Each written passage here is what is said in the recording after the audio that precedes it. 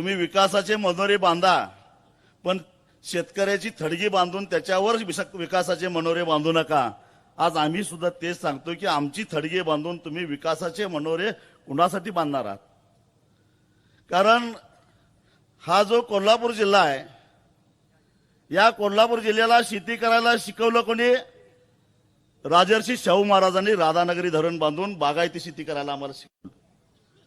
नुसतं बागायती शेती करायला शिकवलं नाही, तर बागायती शेती करत असताना त्यातून जी काही बचत निर्माण होते ती बचत उद्योगामध्ये कशी गुंतवायची आणि शेतकऱ्याचा पोरगा उद्योजक झाला पाहिजे म्हणून उद्यम नगरी स्थापन केली।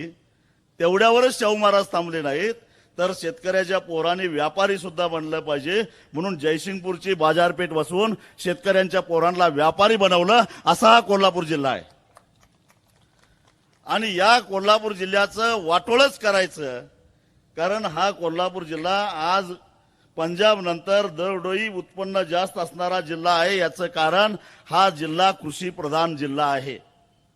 या जिल्ह्यातली शेतीतली बचत उद्योगधंद्यामध्ये गेली म्हणून शेतकऱ्याची पोरं उद्योजक झालेली आहेत। या जिल्ह्यातली पोरं व्यापारी झालेली आहेत, व्यावसायिक झालेले आहेत। साता समुद्र पार आपला शेतीमाल निर्यात करण्यापर्यंत आमच्या शेतकऱ्यांची पोरं गेलेली आहेत आणि या कोल्हापूर जिल्ह्याला कुणाचं तरी दृष्ट लागायला लागलेला आहे त्यांच्या स्वार्थासाठी। आपल्याला रस्त्याची गरज आहे का हो? आपल्याला गोव्याला जायला रस्त्याची गरज नाही, कारण 7 रस्ते आधीच आहेत।